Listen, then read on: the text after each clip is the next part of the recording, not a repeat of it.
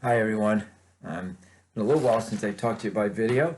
I'll try and keep it as brief as possible. You know, that's always a challenge with this motor mouth. Anyway, continue to miss a lot of you, but I'm been seeing more and more of you lately, many of you lately, which has been great. So I'll try and rapid fire through a bunch of things. Of course, we have the men's 4 miler this Saturday. We're so excited to have it. It's a one-day event instead of 4 like we have with the women every half hour. We've got time slots and still time to sign up. Still time to sign up individually and still time to sign up if you have teams. We've set up what I think is a neat concept, kind of a la what Terry and his buds did for the 60 and over up at the U.S. Club Cross Country Championships. Last year we're going to have, if you're teams of folks, 3-person teams, if you're 40, everyone has to be 40 years old or older. Another team, everybody has to be 50 years old or older, and so on and so forth. So pretty neat stuff. Our friends at Random Row, who've been involved with the event for years, have brewed up a special beer that's going to go on sale.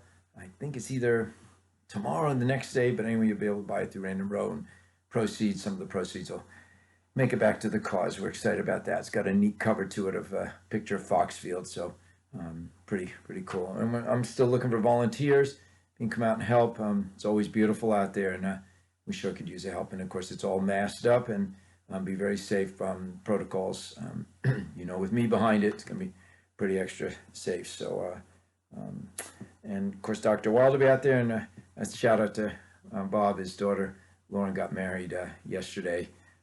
Very small family wedding, so congrats to his family. Pretty neat while we're talking about running on grass. NCAAs, you guys probably all have heard, but if you haven't, thanks to Vin Lanana and Carla Williams and a lot of the folks at UVA, we secured the bid for the 2023 NCAA National Cross Country Championships out at Panorama, beautiful Panorama Farms. This is thrilling. We hardly ever host a NCAA championship at the University of any sport. And this will be the first time since '87 that we've been hosting the NCAA. So stay tuned for that. We've got lots of exciting things coming our way. We really want to do this upright. Vin wants to make it the single greatest, most memorable NCAA cross-country championship ever. Speaking of UVA and Vin, the track continues to be closed. It's based on COVID and some other things, the bathroom scenario there with COVID. So hang tight. In the meantime, we're really feel very grateful that we have the other tracks around town, particularly Rodney Red with Charlottesville High School and Deb Tyson at Almar and Steve Heon with Western, where those tracks are open most of the time, of course, throughout the day now because of the school situation. They are closed during the day. And thanks everyone you guys have been great ambassadors, staying out of lanes 1 and 2 whenever you can. Well, not whenever, all the time. Particularly with that new track at Charlottesville High School, just wearing it right out. And I know we're not the guilty party, but please, if you see anybody doing it, just remind them that was an expensive track and that you get to go less laps the farther out you get. And there is that video floating around somewhere that 80 and I did where if you run in lane 3, where to start and where to finish. This Wednesday, we're having a marathon meeting, not a marathon in length, but a meeting for all of you that are signed up for the marathon. Lee and I will be doing a Zoom meeting. It's not required, just optional informational meeting, give you some tips on how to run the race and also about what to expect with the COVID situation. We're pretty excited about this. And I know I kept it just to our athletes, but if you know of anybody that's been training for a marathon and isn't in our athlete group that wants to do a marathon, and have them get in touch with me and we can chat about it. Some quick tips. I haven't talked about this in a while, but a reminder that within 20 minutes of a workout, whether it's your Wednesday workout or your weekend long run, try to get something in your gut that begins the recovery process in a efficient manner. Chocolate milk is great, Gatorade, a Clip Bar, banana, something you can have in the car ready to go within 20 minutes. Very important. And then I've seen so many injuries that have to do with sitting. Iliotibial band, hip flexor, hamstring, calf. because of the pandemic. We're sitting so much more. Try and get up every half hour. I've demonstrated to you before. Try to sit properly. I'm not even sitting 100% properly right now. Your back against the chair and not on the edge of the seat. Don't cross your legs. But I do think the biggest thing of all is get up at least every half hour, if not more often, and we'll just walk around the room. Communication with me continues to be great. You guys are catching injuries early. Some of it's worn out shoes because you're wearing them around the house too, and it's adding up the miles, but most of it is just from sitting or some hiccupy type things. Just getting in touch with me as quick as possible is great. Either stop by, sit outside with you, the mask on, or else text me, which is great.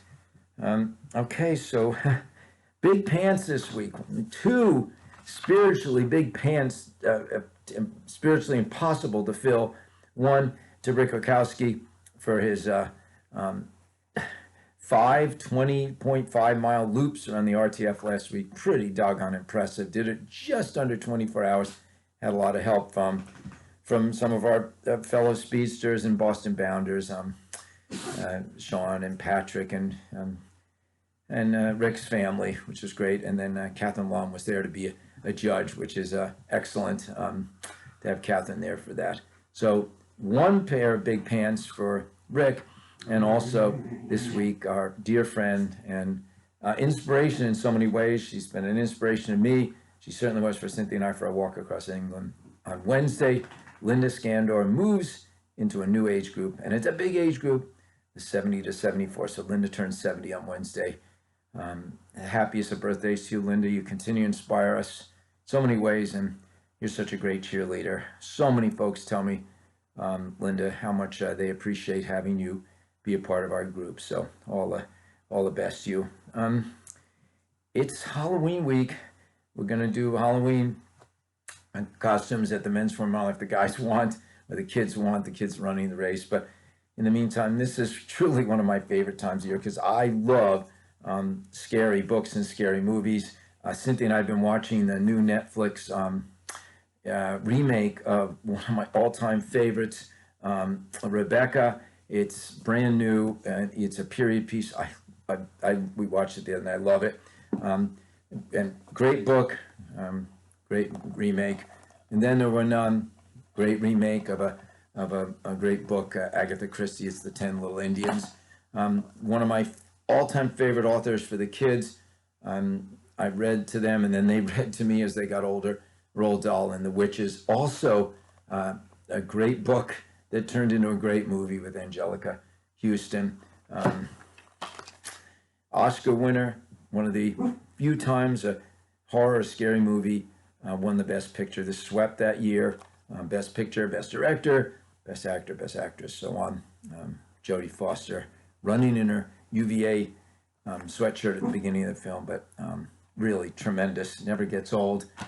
Great book, great movie, The Shining. Again, if you don't like scary movies or creepy movies, this is not your moment in this video. This one, I don't know if it was ever a book, but my gosh, it's one of my, see if I can get it, What Lies Beneath, one of my favorite ghost stories of all time on film, What Lies Beneath. And then the great Shelley Jackson book, The Haunting of Hill House, which was also made into a great film, Robert Wise, The Haunting. So scare away. There's plenty others. I did mention one of my new favorites, Get Out. Love that one also. So have a fun week with Halloween, no matter your age. Really, the attitudes I'm seeing among you guys is so positive and so inspiring to me. Just keep finding those silver linings. There are plenty of them out there. I would argue there's more silver linings than there are negative things about the situation we're in. And just keep doing what you're doing. We'll get through this. We really will. All right. Stay in touch. I miss you. Bye-bye.